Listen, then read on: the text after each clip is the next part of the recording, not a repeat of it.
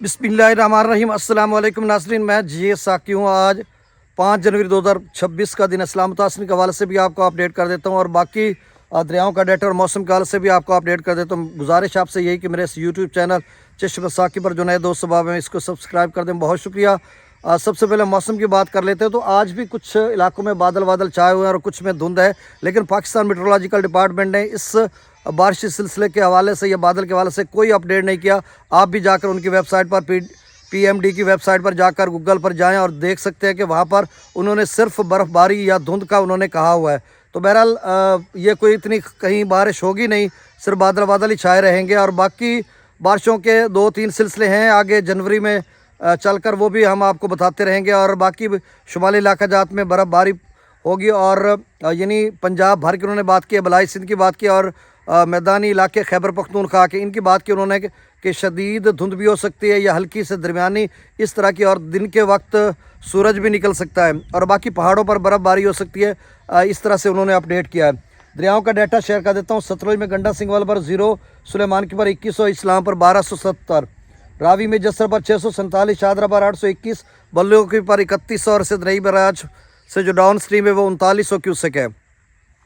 दरिया चनाब में मराला पर 7200, खान की पर 5100, कादराबाद पर 5400, त्रिमुबराज पर 3200 और पंजनाथ पर 2000 क्यूसेक डाउन स्ट्रीम है। दरिया जेला में मंगला डैम से 5000 छोड़ा जा रहा है, रसूलपुर से अखराज 1980 क्यूसेक है। दरिया सिंध में त्रिबेला डैम से 10,000, रसूलपुर से त्रिबेला डैम से 10,000, काबुल दरिया में 9200, कालाबाग पर 10,000, चश्मा पर 9500, तौसा पर 11,000, गुड्डू पर 9100, सखर पर 9900, यानी सखर पर 10,000 क्यूसेक डाउन स्ट्रीम है और कोटरी पर 1400 क्यूसेक डाउन स्ट्रीम है।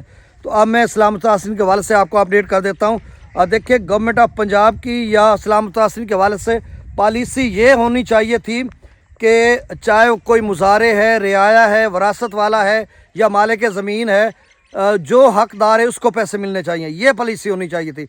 अब इन्होंने पॉलिसी बनाई है कि वरासत वाले और मालिक ज़मीन को मिलेंगे, मुजारे को नहीं मिलेंगे। जो अब पता चल रहा है कि इस तरह की पॉलिसी बनाई गई थी। जहाँ पे मुजारे को लोगों को पैसे मिल रहे हैं या रियाया लोगों को मिल रहे हैं, वहाँ पर डाटा ऑनलाइन नहीं था, कंप्यूटराइज नहीं था डाटा, और वहाँ पर पटवारियों ने बददयांती करके उनको मालिक ज़मीन शो किया है और उनका जो डाटा आगे भेजा उन्होंने मालिक ज़मीन करके भेजा, हालांकि उनके नाम एक मरला एक सरसाई तक ज़मीन नहीं थी।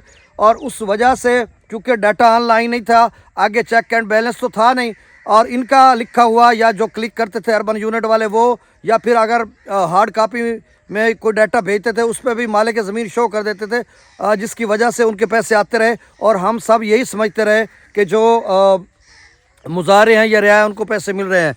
हालांकि जो कुछ लोग ये बताते थे कि हमारे नाम कोई ज़मीन नहीं है, कुछ भी नहीं है, तो ज़ाहिर सी बात है उनके नाम ज़मीन तो नहीं थी, क्योंकि हम भी जानते थे जैसा कि हमारे अपने मौज़े के या दीगर मवाज़ात के बहुत सारे लोग थे जिनको हम पर्सनली जानते थे ख़ुद के उनके नाम ज़मीन कुछ भी नहीं है।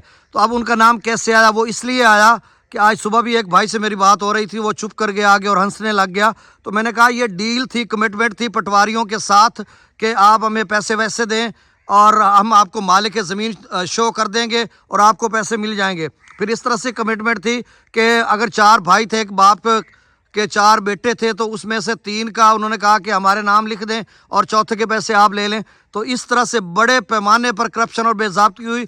जो गवर्नमेंट का ये पॉलिसी बनाई थी उन्होंने कि अब किसी यानी सिर्फ मालिक ज़मीन को मिलेंगे या फिर वरासत वाले, वो भी ज़ाहिर सी बात है मालिक ज़मीन ही होंगे और बाकियों को नहीं मिलेंगे। ये इंतहाई गलत पॉलिसी थी। अब जो पॉलिसीज़ मेकर हैं या तो अवामी नुमाइंदगान नहीं है, वो मखसूस नशिस्तों से आई हुई ख़वातीन हैं जिनको ऐसे नशिस्तें अलाट कर दी और उन्होंने पॉलिसी बना दी। अगर वो अवामी रिप्रेजेंटेटिव होते तो उनको पता होता, हर हल्के हर इलाके में जाते कि कितने लोग अभी रियाया परवरी पे बैठे हुए हैं, रियाया परवर हैं, मुजारे हैं और बेहाल हैं, खस्ता हाल हैं। तो उनका वो पॉलिसी जब बना रहे थे तो उन्होंने ये पॉलिसी बनानी थी कि कोई मालिक ज़मीन है, वरासत वाला है, रियाया है, मुजारे है, जो मुस्तहिक है उसको पैसे मिलने चाहिए, ये पॉलिसी होती। और इस पे डंडे के साथ और सख्ती से इसको यानी कारआमद करते या इसको इम्प्लीमेंट करते, तो ये होना चाहिए था। अब उन्होंने कहा जी मालिक ज़मीन, اور کتنے لوگ ہیں جو مالک زمین ان اسلام متاثرین میں سے نہیں ہیں.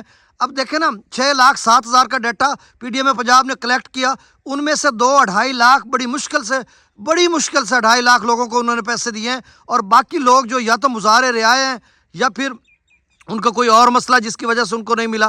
اسی کی میں مثال دیتا ہوں. میرے اپنے تحصیل کبیروالا میں 24,000 لوگوں میں سے 12,000 لوگوں کو پیسے ملے ہیں اور باقی 12,000 لوگ ہیں جو ابھی رہتے ہیں جن میں کچھ مالک زمین ہے, نہیں تو زیادہ تر رعایا ہیں. تو پھر ان کی پالیسی کس طرح کی ہوئی؟ غلط بنائی گئی ہے نا. تو اب کروڑوں اربوں روپے کی کرپشن ہوئی ہے. ایک موضوع میں کروڑوں روپے کی کرپشن ہوئی ہے. اگر آڈٹ ہو جائے, انسپیکشن ہو جائے, آ کر دیکھیں تو اب ان کا تو منصوبہ یہ تھا نا, یہ پالیسی بنائی گئی تھی کہ مالک زمین کو ہم دے کر کرپشن کا, بے ضابطیوں کا راستہ روک دیں گے کہ جو مالک زمین ہوگا وہی لے گا رعایا. یہ وہ ادھر ادھر سے لوگ نہیں نام ڈلوائیں گے. اب جتنے 2855 مواضعات جو 27 اضلاع کے ہیں ان میں سے آپ بتائیں کتنے لوگ ہیں جن کے جو مالک زمین نہیں ہیں, اور کتنے مواضعات ایسے ہیں جن کا ڈیٹا کمپیوٹرائز نہیں ہوا اور وہاں پر انہوں نے بددیانتی کی ہے پٹواریوں نے, اور ان کو مالک زمین شو کیا اور انہوں نے پیسے لیے, وہ حقدار ہی نہیں تھے.